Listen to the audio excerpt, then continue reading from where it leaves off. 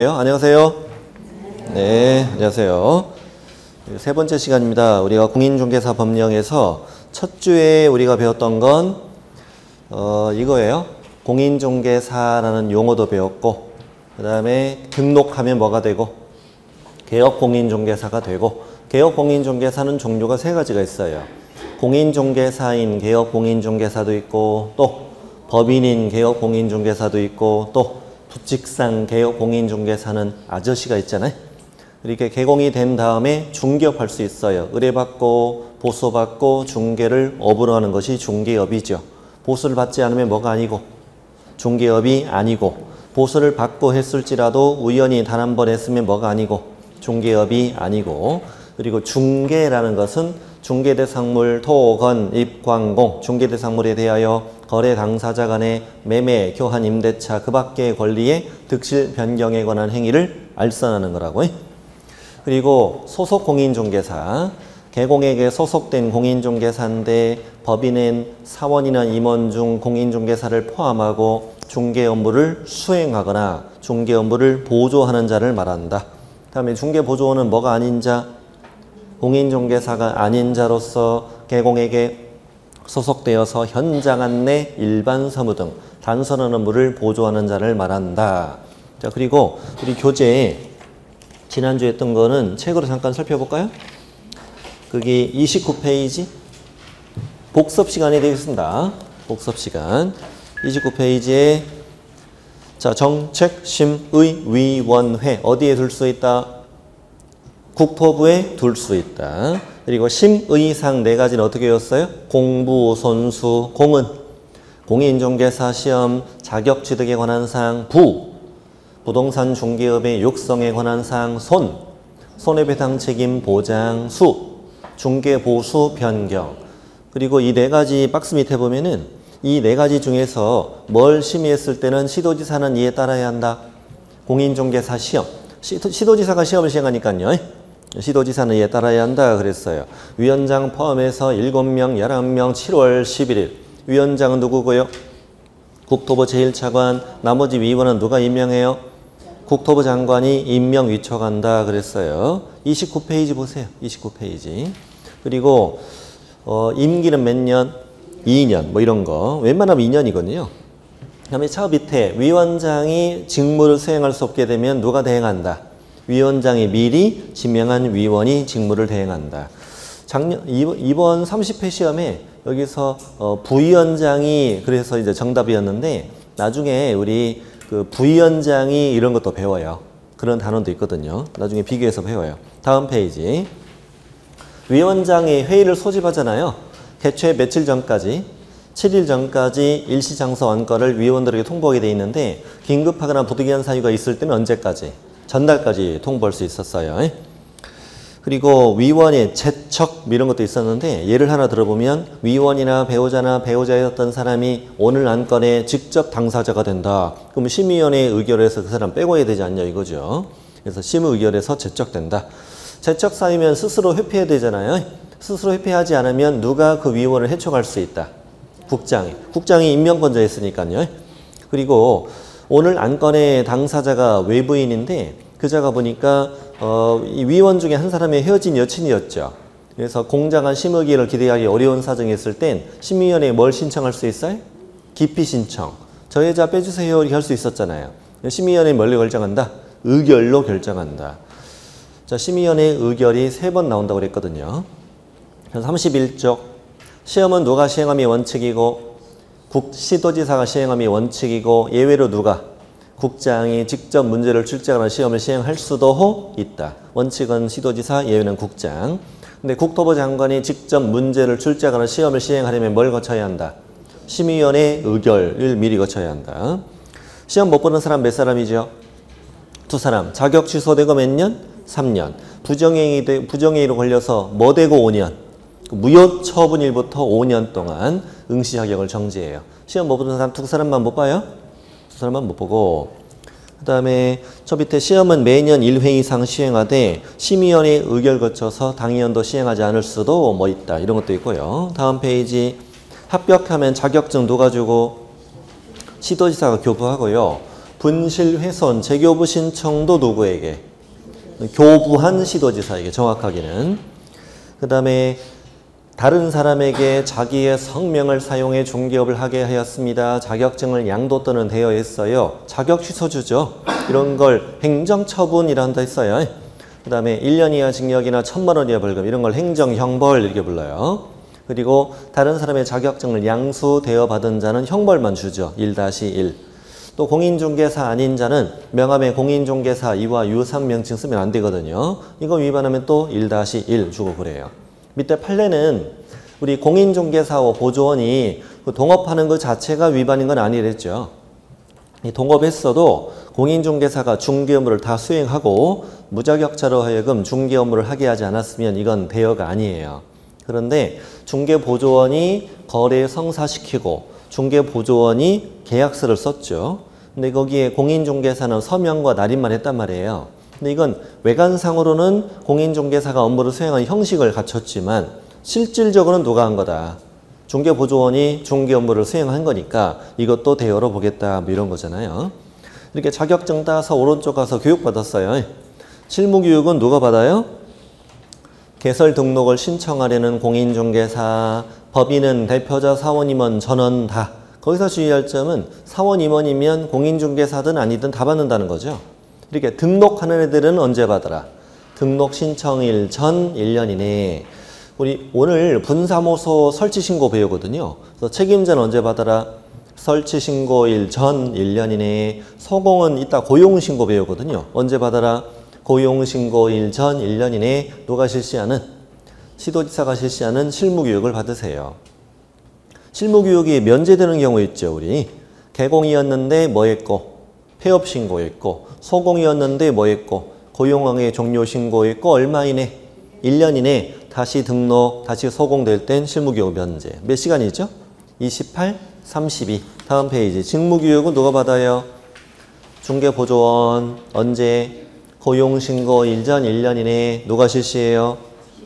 시도지사 또는 등록관청 실시하는 직무교육을 받으세요. 그 다음에 직무교육은 몇 시간이에요? 3시간, 4시간. 연수교육은 누가 받지요? 개공이랑 소공이 실무교육을 받은 후 몇 년마다? 2년마다 시도지사가 실시하는 연수교육을 받아야 합니다. 연수교육은 안 받으면 과태료 들고 그래요. 그리고 깜빡하고 안 받을까봐 2년 되기 언제까지? 2개월 전까지 알려주고 그래요. 한 달에 한 번 정도밖에 없어서 2달 전까지는 알려주라 그랬죠. 시간은 몇 시간이죠? 12, 16. 12, 16. 자, 오른쪽 페이지 사고 예방교육에다가 여러분 뭐라고 필기하셨냐면 예방주사는 3차까지 전원 담아줘라. 예방교육은 정부에서 필요해서 하는 거예요. 국장이 또 시도지사가 그리고 등록관청이 우리 개공 등을 대상으로 사고 예방교육을 실시할 수 있더라. 예방교육 실시하려면 교육이 며칠 전까지? 10일 전까지 알려주고 그래요. 원래 이제 이렇게 외우는데 제가 지난주에 말씀 안 드렸거든요. 그 예방교육은 예를 들어서 예자를 뒤집어 쓰면 이렇게 되잖아요. 그래서 예방교육은 10일 전까지다 뭐 이렇게 외우기도 하는데 말도 안 돼요. 네? 예자를 이렇게 뒤집어 쓰면 십자가 돼요. 네. 그 예자 한번 찾아보실래요? 그러면 동그라미 하나 짝대기 하나가 막 반짝거리죠. 우기지 말라고요? 알겠어요? 나중에 다 그렇게 외우게 되는 자신을 알게 될 거예요. 자, 그리고 자, 이 예방교육만 뭘 지원할 수 있다? 교육비를 지원할 수 있다고요. 네. 국가가 예방주사 놔주잖아요. 그래서 예방교육만 비용을 지원할 수 있는 거예요. 오케이? 자, 그리고 이제 이렇게 교육을 받아서 밑에 이제 개설 등록을 신청했습니다. 자, 등록 신청은 누가 해요? 공인중개사 또는 법인만 개설 등록을 신청할 수 있다. 소공은 제외한다. 여러분 소공은 개설 등록 신청할 수 있다 없다? 없다. 왜? 이종 소속 된다고 그랬잖아요. 두 군데 걸치면 안 된다고 그랬잖아요. 제 등록관청은 이렇게 외우세요. 사무소가 있는 시군구. 시작. 사무소가 있는 시군구. 여기를 등록관청이라 하네요. 우리 구가 있으면 어디 가고? 구청에 가고. 구가 없으면 시청에 가는 거예요. 그래서 자격증은 시도지사가 주고 등록관청 시군구가 주더라 이거지. 다음 페이지. 등록 기준은 뭐와 똑같은 말이죠? 등록 요건. 뜻은 뭐죠? 등록 신청 전에 미리 갖출 요건을 우리 등록 기준이라 했어요. 그러니 이제 공인중개사와 법인이 등록 신청 전에 어떤 요건을 갖춰야 되냐 이거예요. 자, 공인중개사는 어떤 교육을 받아올 것? 실무 교육을 받아올 것. 그 다음에 중개사무소를 확보하면 되잖아요. 자, 중개사무소는 원칙은 뭐가 있어야 돼요? 건축물 대장에 기재되는 건물이어야 돼요. 그래서 무허가 건물이 등록이 안 되는 거예요. 그런데 자, 뭘 받은 건물이라면 사용 승인을 받은 건물이라면 건축물 대장에 아직 기재되기 전의 건물에도 등록할 수 있다 없다? 있다. 그리고 우리 꿈은 소유, 그 다음 1순위는 사용대차, 무상 쓰는 거, 그 다음 마음에 드는 건 전세, 제일 마음에 안 드는 건 임대차 이런 방법으로 사용권을 확보하라고 그랬어요. 그 다음 법인이 갖출 요건은 상법상 회사이어도 되고 협동조합 기본법상 협동조합이어야 되는데 사회적 협동조합은 되고 안 되고? 안 되고 자본금은 5천만 원 이상이어라. 그 다음에 오늘 또 배우는데 법인은 겸업 제한을 받아요. 그래서 14조에 정해진 업무만을 영위할 목적으로 설립이 되어야만 등록이 돼요. 그래서 법원 등기소에 법인 설립 등기할 때 14조에 정해진 업무만을 할 목적으로 법인 설립을 해야 되는 거예요. 자, 대표자는 중개사이어야 하고 대표자를 포함 제외하고 3분의 1 이상은 중개사이어야 한다. 그래서 대표자가 공인중개사가 아닌 자는 대표자가 될 수 있고 없고 그러나 공인중개사가 아니라도 대표자를 제외한 임원이나 사원은 될 수 있는 거죠. 네. 그리고 실무교육은 전원 다 받는 거예요. 그 다음 중개사무소를 확보하면 되는 거지요. 여기까지 우리 지난주에 배웠죠. 원래 오른쪽까지 하려고 그랬는데 시간 관계상 다 못했어요. 그럼 이제 본론 들어갈게요.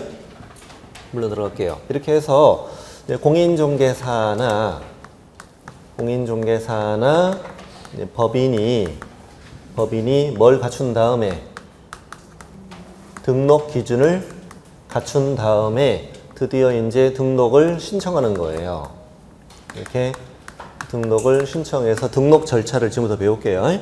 자, 등록 신청은 당연히 어디다 해야 돼요? 등록관청이죠. 등록관청. 사무소가 있는 시, 군구. 여기 이제 개설 등록을 신청할 때 여러분 당연히 등록 신청서라는 거 있겠죠? 등록 신청서 서식은 나중에 기본서 나오면 배워요. 그리고 여기 이제 구비 서류가 있는데 구비 서류가 내는 것도 있고 뭐 안 내는 것도 있고 그래요. 그 다음에 수수료도 있는데 공짜가 아니고 지방자치단체 조례로 정하는 수수료도 한 2만 원 정도 내고 그래요. 지금부터 배울 건 어떤 서류를 내고 안 내고 이걸 배웁니다. 특히 안 내는 서류가 중요합니다. 안 내는 서류가. 자, 그러면 그 37쪽에 등록 절차의 동그라미 1번을 제가 읽어볼게요.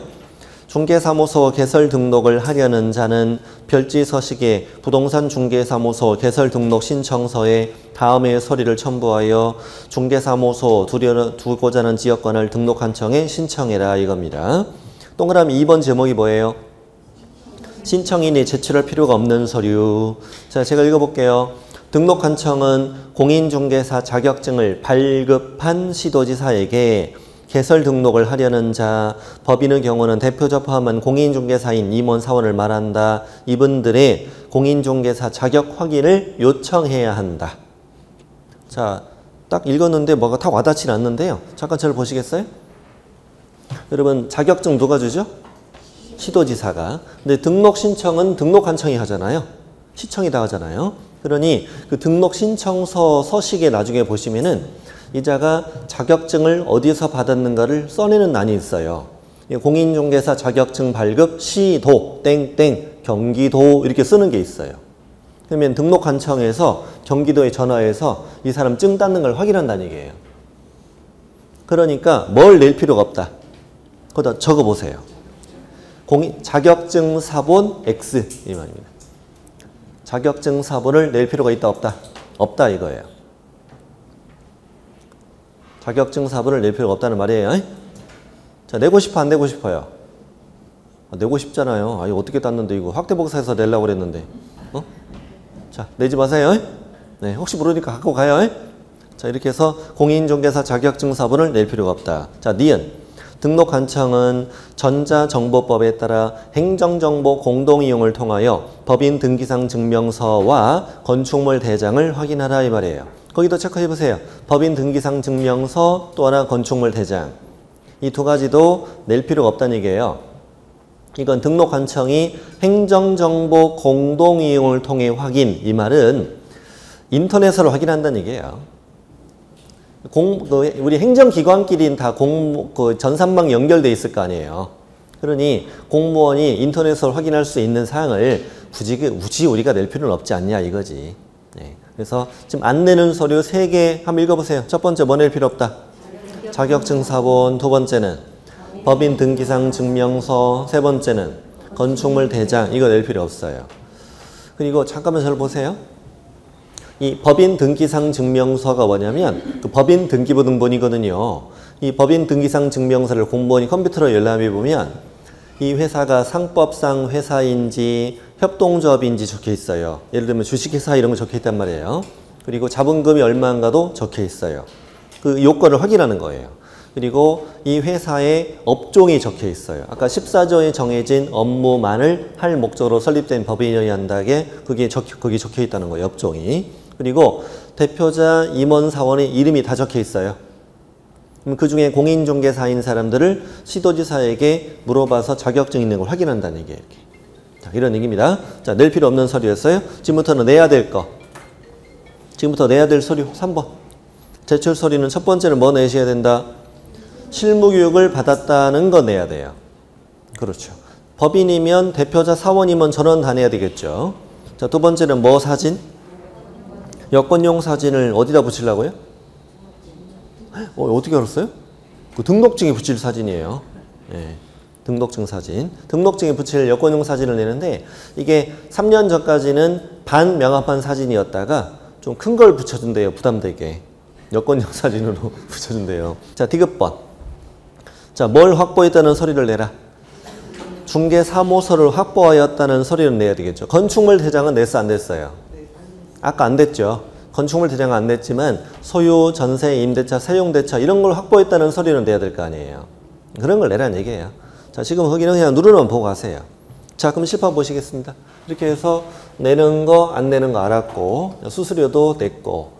자, 근데 나중에 우리 등록 신청서 서식을 보실 기회가 있을 텐데 1월 달 되면 그 신청서 서식에 보면은 처리 기간이 7일이라고 적혀 있어요. 처리 기간인 것은 공무원이 이 신청서 받아서 이 등록을 해주기까지 처리 기간이 7일 걸린다는 거예요.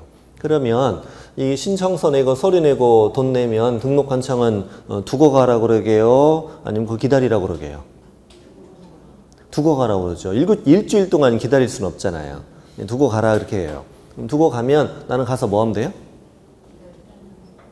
개업 준비하면 돼요. 뭘 기다려요? 개업 준비. 우리 성대한 개업 준비를 준비하고 있잖아, 우리.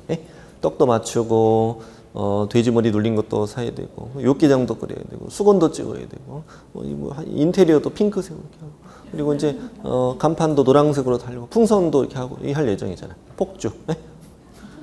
그럴 예정이잖아. 자, 그럴 예정이기 때문에 가서 개업 준비하시면 돼요. 자, 됐습니까? 개업 준비하면, 하고 있으면 공무원이 방문합니다. 방문하고 정말 사무소가 있는 걸 확인하고 사진도 찍어가고 만나기도 하고 다 그래요.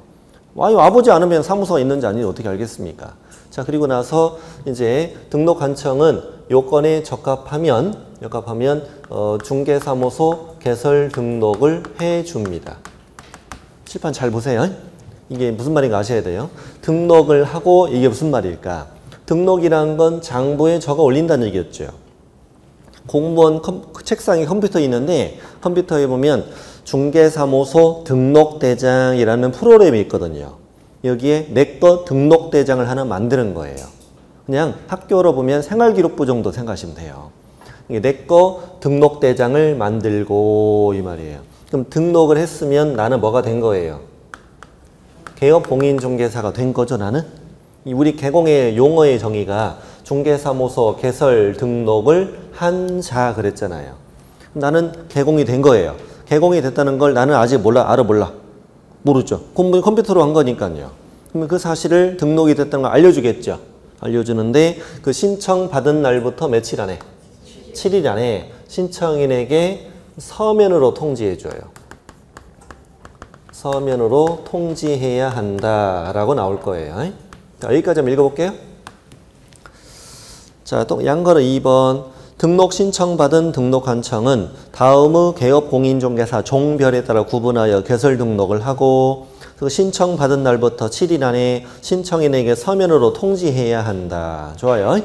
그래서 이제 법인인 개공, 공인중개사인 개공 만들어주고 서면으로 알려줘요. 서면으로 알려주는데 실제 문서가 날라오거든요.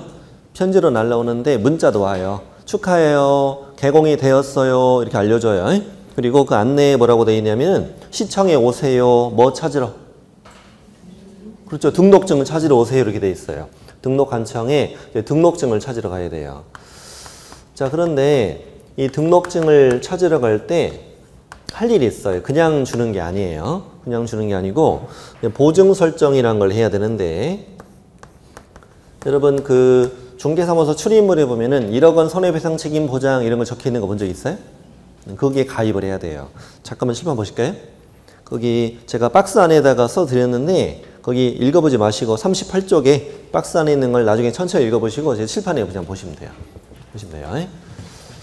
자, 앞으로 개업공인중개사가 자, 중개 행위를 하다가 자, 고의, 일부러, 과실, 부주의로 중개 의뢰인에게 재산상의 손해를 발생시켰으면 당연히 그 손해배상 책임이 있을 거예요.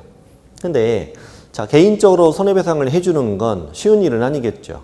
뭐 돈 들고 뭐 이미 튀어버리고 없을 수도 있잖아요. 여러 가지 문제로 인해서 직접 손해배상 청구하는 건 쉬운 일이 아니다. 그러니 너 보험 가입을 해라. 우리는 보증을 설정한다라고 표현하거든요. 공인중개사는 1억짜리, 법인은 2억짜리 보험에 가입을 해야 되는데 첫 번째 방법은 보증보험에 가입하는 거예요. 이 보증보험은 혹시 서울보증보험이라고 들어봤어요? 거기 가입하는데 1억짜리 가입을 할 때 보험료는 1년에 15만 원 정도 돼요. 이거는 어떤 보험이냐면 보증을 서준다는 보험이에요. 한마디로 내가 보증인이 되어주는 거죠. 자, 현실적으로 이런 거. 내가 1억 빌리는 걸 보증 서준 거예요. 그러면 여기서 얘가 이제 사고 쳤어. 그럼 여기서 얼마 물어주고요? 1억을 물어주죠. 1억을 물어줍니다. 근데 우리 보증인이 1억을 물어주는 건 다시 너에게 청구해야죠. 청구해야 되잖아. 이걸 이제 구상권 행사를 한다 이렇게 얘기하거든요. 그러니까 이제 그 보험료는 1년 동안 보증을 서주는 비용인 거예요. 실제 누가 사고 쳤어요? 개공이 사고를 쳤으니까 내가 물어줘야 되는 게 맞잖아요. 이쪽에 보험 가입을 했으니 이쪽에서 먼저 물어주고 다시 나에게 청구하는 거예요. 15만 원 받고 1억을 공짜로 물어주는 보험이 아니에요. 그러니까 나를 위한 제도가 아니라 의뢰인을 위한 제도란 말이에요. 내가 물어주는 건 되지만 이제 보험 가입을 해서 이쪽에 먼저 물어주고 구상권 들어오는 그런 보험이에요. 이 보증보험은 여러분께서 보증보험 회사로 생각해 보세요. 그 보험료 딸랑 15만 원 받고 1억을 물어주고 다시 청구를 하는데 이거 못 받을 수도 있잖아요, 이게. 그렇기 때문에 상당히 신용이 좋아야 가입이 돼요. 근데 그 공제는 우리 공인중개사 협회에서 운영하는 공제사업인데 공제료를 받아서 공제금을 만들어서 이제 사고 치면 물어주고 다시 청구를 하거든요. 그 지나가다 보면 화물차 같은 데 보면 그 꽁무니에 화물공제라고 적혀 있는 게 있거든요. 일종의 자동차 보험 같은 거예요. 이것도 여기서 먼저 물어주고 다시 구상권 행사하는 거예요. 근데 이 공제는 아무나 다 받아줘요. 공제료는 1년에 한 25만 원 가까이 돼요. 여기에 가입하는 방법도 있고 법원에 1억을 공탁하는 방법도 있는데 이럴 사람 있게 없게? 없죠. 대부분 이제 여기에 가입을 하고 더 공제에 가입하는 사람이 더 많아요. 자, 여기 이제 가입을 해야 돼요. 이 보험 보증 설정을 해서 등록한청에 신고해줘야 등록증을 주는데 왜 보증 설정을 지금 하느냐 이거예요. 이 보증의 설정은 개업공인중개사가 되기 전엔 가입이 안 돼요. 여기 서면 통지 받았죠? 서면 통지 내용에 개공이 되었습니다. 등록번호는 다음과 같습니다. 이렇게 알려주거든요. 그걸 온라인상에 보험 가입을 할 때 그걸 넣어야 돼요. 난 개업공인중개사 아무개고 사무소는 어디 있고 이걸 다 적어야 된다고요. 그러니까 우리 개공되기 전엔 가입이 돼야 안 돼? 안 돼요. 그러니 보증 설정에서 처음에 낼 수가 있어 없어요? 등록 신청할 때 낼 수가 없어요. 그러니 등록 한청 입장으로는 이렇게 한 거예요. 개공이 되었다는 걸 뭐 해주고? 알려주고 뭐 하러 오는 김에 등록증 찾으러 오는 김에 그때 뭘 해서 보증 설정에서 신고해라. 그러면 뭘 줄게? 등록증 줄게. 이거 안 하면 준다 안 준다? 이렇게 만들어진 거예요. 그래서 이제 법이 뭐라고 되어 있냐면 이 보증 언제 하냐면 등록을 하고 업무를 개시하기 전에 보증을 설정해 신고해라. 그럼 등록증을 주겠다 이렇게 되어 있어요. 자, 등록 후 업무 개시 전이에요. 자, 같이 읽어볼까? 시작. 등록 후 업무 개시 전. 자, 그러면 동그라미 1번 읽어볼게요. 자, 개업공인중개사는 중개사무소 개설 등록을 했죠, 지금. 개설 등록을 했으면 언제까지? 업무를 시작하기 전에 손해배상 책임을 보장하기 위한 보증을 설정하고 그 증명서를 갖추어 등록 한청에 신고하라 이렇게 돼 있어요. 그랬더니 자, 동그라미 2번 박스 밑에 동그라미 2번 등록 한청은 이 등록을 한 자가 뭘 했는지 보증을 설정하였는지 여부를 확인한 후 중개사무소 등록증을 지체 없이 교부해야 한다. 이렇게 돼 있어요. 그러면 보증 설정 안 하면 준다 안 준다? 안 준다는 말이죠. 동그라미 2번이 재작년에 정답으로 출제됐었는데 한번 동그라미 2번을 보시면서 질문에 답해 보세요. 제가 문장을 좀 고쳐 읽어볼 테니까요. 그때 나왔던 대로. 자, 등록관청이 중개사무소 등록증을 교부하는 때에는 이 등록을 한 자가 보증을 설정했는지 여부를 확인해야 한다. 오, 응용력 좋은데요? 오, 좋다. 그냥 앞뒤 바꿔서 읽었을 뿐이죠. 등록증 줄 때 보증 설정 여부를 확인해라. 이렇게 돼 있잖아요. 자, 그리고 이제 양가로 4번. 그럼 이제 나는 등록증 받았으니까 가서 걸고 일하면 되는 거예요. 일하면 되는 거고, 마지막으로 양가로 4번은 누가 할 일이냐면 주어가 누구예요? 주어가 등록관청이죠. 등록관청이 할 일이에요, 지금부터. 등록관청은 매월 박스 안에 들어있는 걸 다 모아서 다음 달 10일까지 협회 통보하라는 제도가 들어있어요. 여러분, 공인중개사 협회는 개업공인중개사들의 단체이겠죠. 근데 생각해 보시니까 이 평택시에 새롭게 개업공인중개사가 만들어졌다는 걸 공인중개사 협회는 모를 거 아니에요. 모를 테니 전국의 모든 등록관청은 이번 달에 등록증을 교부해서 개업공인중개사로 만들어준 사실을 이번 달 걸 다 모아서 언제까지? 다음 달 10일까지 협회 일괄 통보해라 이런 내용이에요. 통보사항이 여러 가지가 있는데 오늘은 동그라미 1번만 알면 돼요. 제가 문장 다시 만들어 볼게요. 자, 주어가 누구예요? 등록관청이 뭘 교부했을 땐 중개사무소 등록증을 교부한 사실은 언제까지? 다음 달 10일까지 어디에? 협회 통보해라 이런 거예요. 자, 이 정도 말고 가면 돼요. 이런 제도가 있구나 이거예요. 그러니까 동그라미 2번에 쭉 들어있는 것들은 다 이따 배울 것들이에요. 뭐 고용신고, 고용관계 종료신고. 자, 중개사무소 안에서 일어났던 여러 가지 변화들입니다. 뭐 이전신고도 있고 분사무소 설치신고도 있고 뭐 휴업신고, 폐업신고 이런 것도 있고요. 또 등록취소도 있고 업무정지도 있고 이런 것들. 이게 이제 등록 절차가 되겠습니다. 자, 오른쪽에 이제 등록의 효력 소멸이라고 되어 있는데 몇 가지 이해할 게 있습니다. 여러분 허가를 내줄 때 어떤 허가를 내줄 때 이게 어떤 사물에게 허가를 내주는 것도 있고 사람에게 허가를 내주는 것도 있는데요.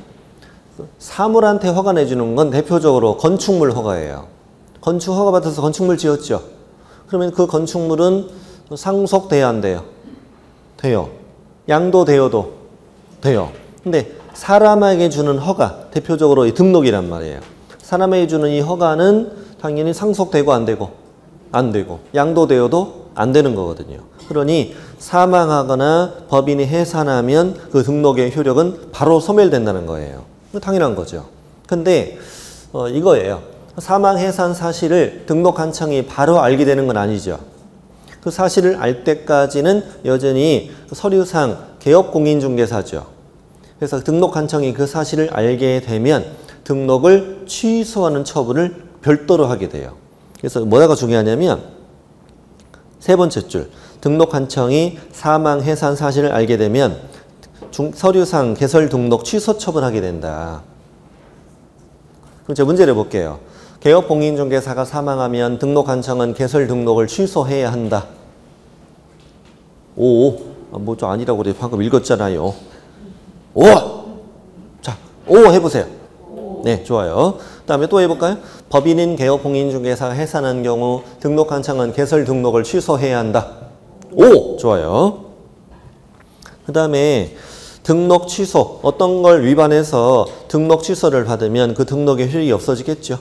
없어지겠죠. 이 등록 취소는 종류가 두 가지가 있다는 걸 이제 곧 배우게 돼요. 일단 폐업 신고에서 폐업 신고에서 수리되면 등록 효력이 없어지겠죠. 그 바로 오른쪽 여백 있죠. 여백이 널찍하죠. 여기다가 한 대여섯 줄 적어볼게요. 대여섯 줄 적어보겠습니다. 자, 제목은 행정처분.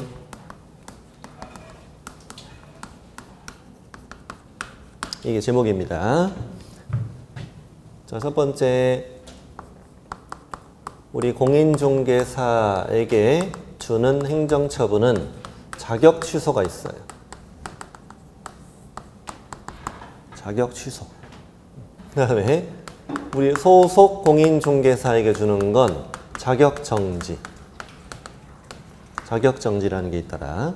그 다음에 우리 개업 공인중개사에게 주는 건 두 가지.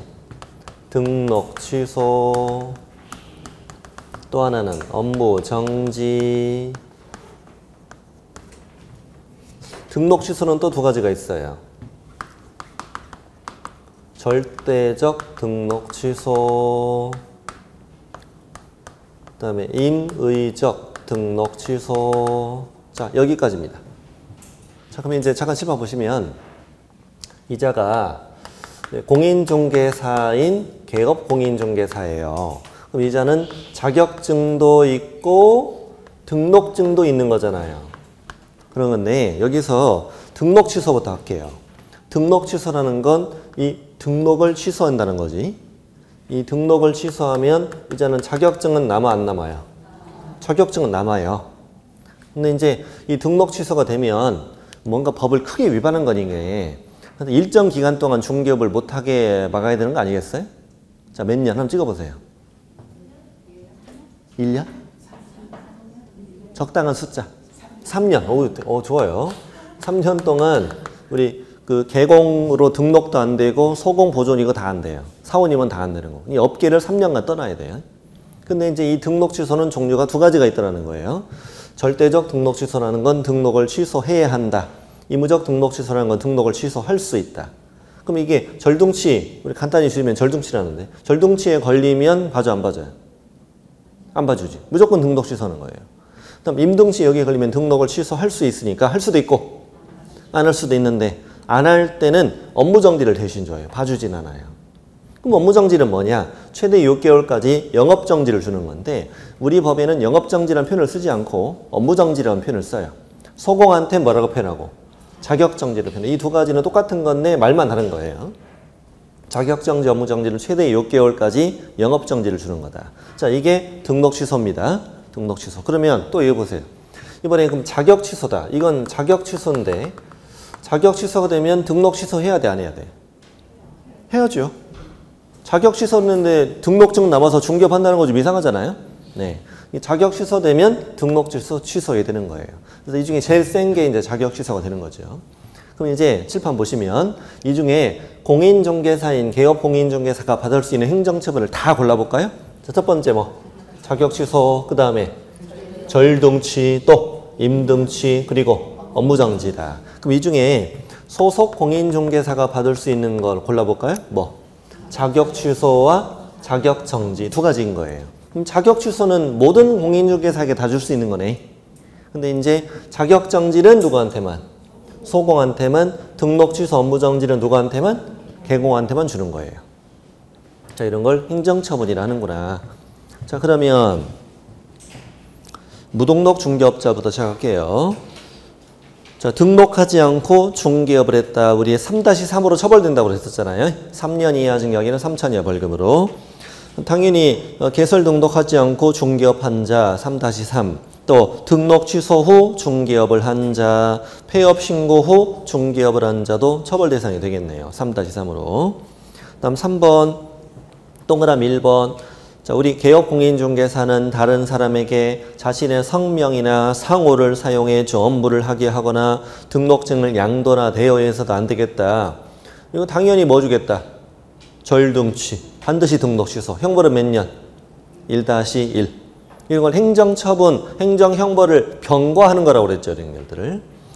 그 다음에 동그라미 2번. 개업공인중개사는 2종으로 중개사무소 개설 등록하여 중개업을 할 수 없다. 잠깐 우리 얼굴 좀 볼까요? 2종 등록하지 말라고 그랬죠. 방금.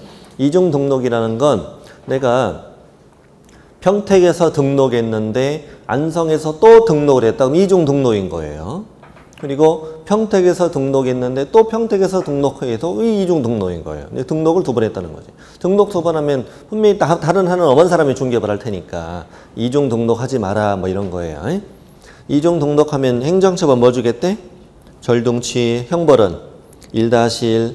그다음 2종 소속 금지. 거기 네모쳐 보세요. 개업공인중개사 등 이만큼. 개업공인중개사 등 찾았어요? 자, 이게 뭐냐면 우리 법에서 쓰는 용어인데 자, 들어보세요. 개공, 소공, 보조원, 법인의 사원, 임원 전부 다 묶어 부르는 용어예요. 자, 우리 개업공인중개사 등 하면은 중개업하는 애들 다 묶어 부르는 용어다. 자, 개공 등은 다른 개공의 소공, 보조원, 법인의 사원, 임원 될 수 없다 이거예요. 양쪽에 걸치는 거 안 된다고 그랬죠, 우리. 잠깐 절 볼까요? 저는 공인중개사인 개공이에요. 근데 다른 개공에 소공됐어요. 이중 소속이죠. 다른 개공에 보조원 됐어도 이중 소속. 다른 법인인 개공에 사원임원 됐어도 뭐? 이중 소속이에요. 자, 근데 저는 소공이에요. 소공인데 다른 개공에 소공됐어. 뭐예요? 이중 소속. 다른 개공에 보조원 됐어도 이중 소속. 법인이 사원임원 됐어도 이중 소속. 다 마찬가지예요. 보조원인데 또 보조원 되고 이런 거. 다 이중 소속인 거예요. 전부 다 금지되는 거예요. 그럼 뒤로 가시면, 아니 뒤로 가지 마시고 저 밑에 보면 파란색 글씨 보면 이종 소속을 개공이 위반하면 뭐 주겠다? 절등취 1-1. 뒤로 가시면 소공이 이종 소속 위반하면 뭐 주겠대? 자격정지 형벌은 1-1. 보조원은 여러분 자격증 있어 없어? 없어. 등록증도 없어요. 그래서 주의할 점이 중개보조원은 행정처분 받지 않아요. 행정처분은 받지 않아요. 근데 형벌은 받아 안 받아요? 형벌은 받아요. 형벌도 안 받으면 사람이 막 살지도 모르잖아요. 네, 그래서 형벌은 받아요. 행정처분 대상이 아니라는 것도 중요해요. 자, 그렇구나. 이런 걸 우리 이제 등록 이종 소속이라 하고요. 이제 우리 등록과 관련된 내용은 봤어요. 다. 절차는 다 끝났고 우리 결격사유 보이세요? 결격사유는 한 5분 정도만 하고 간단히 오늘 마치려고 그래요. 여기는. 아주 깊게 공부할 부분은 사실은 아니에요. 잠깐 보실까요? 자, 만약에 그 결격사유 쭉 내려가면 내용에 보면은 1번이 미성년자라고 있을 거예요. 있어요? 보이세요? 미성년자 찾았습니까? 네. 그럼 잠깐 얘기 좀 할까요, 우리? 15살이에요.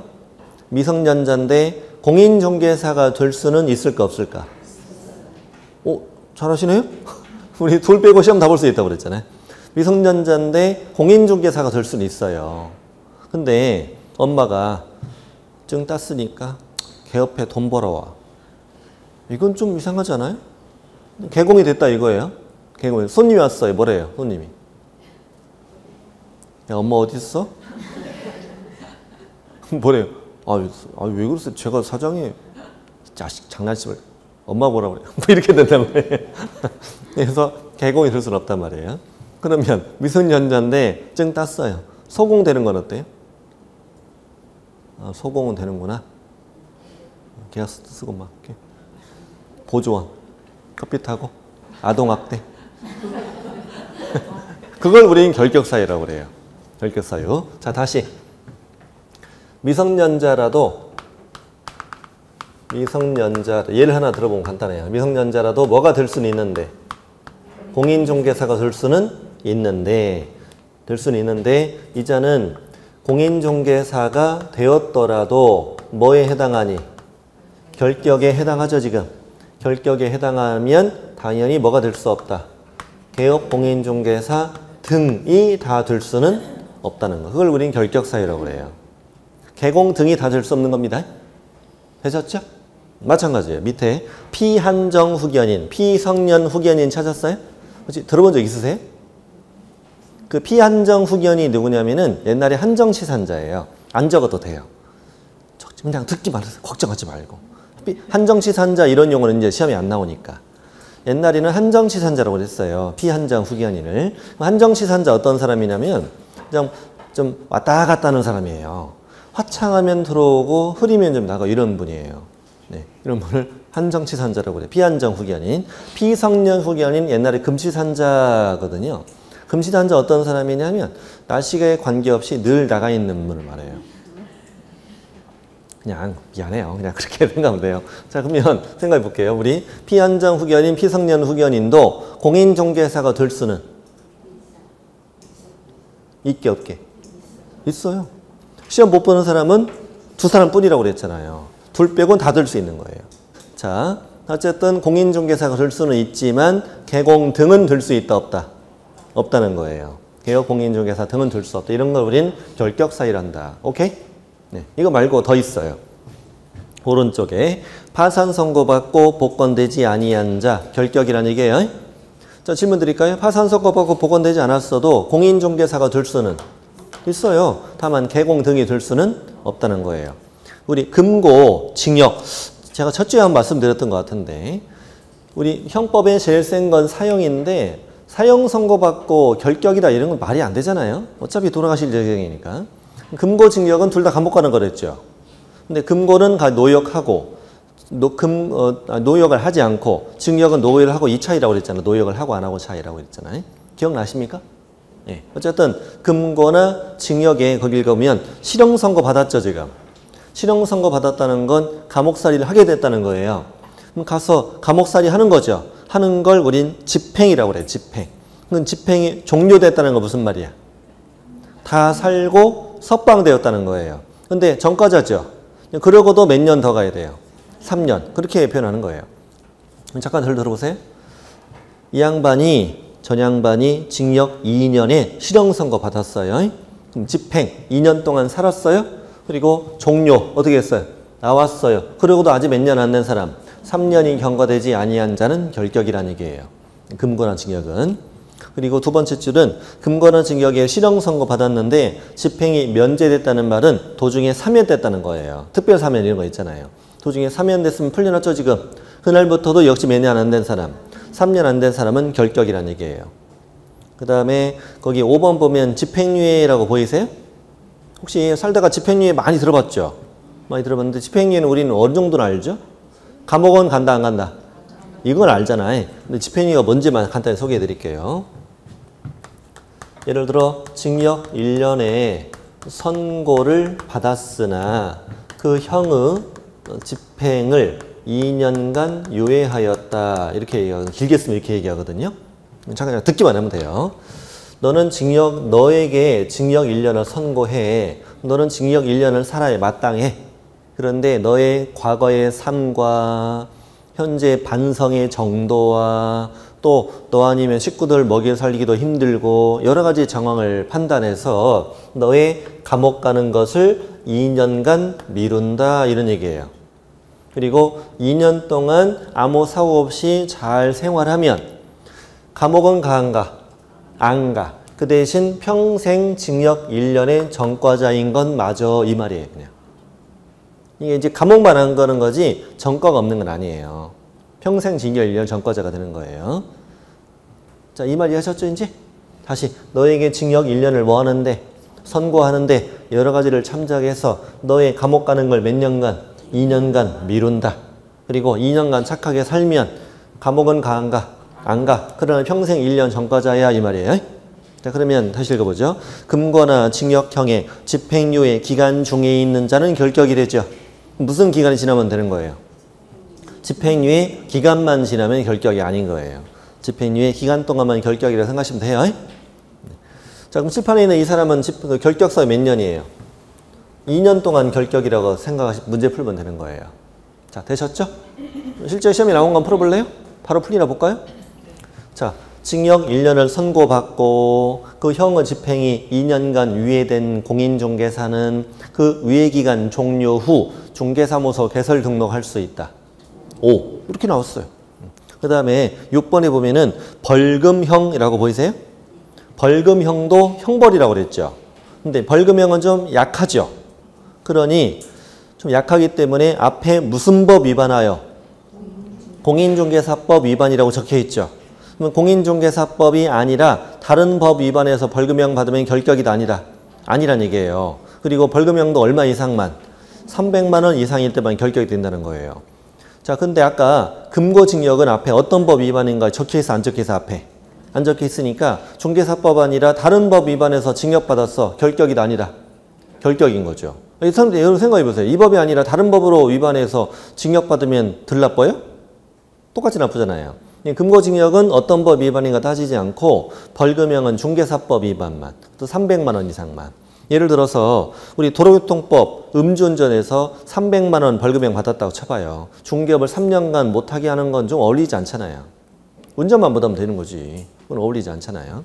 그래서 벌금형은 중개사법 위반만. 그것도 얼마 이상만? 300만 원 이상만 3년 동안 결격을 하는 거예요. 자, 그 밑에 7번부터 저 밑에 있는 것까지는 오늘은 아직 안 보셔도 돼요. 그냥 자격취소, 자격정지 이런 내용이에요. 이런 내용이고, 이런 것들이 결격 사유구나. 첫 시간을 마치고 이제 두 번째 시간에 4장에 어떤 내용이 들어있는 가 소개해드리고 이제 시작할게요.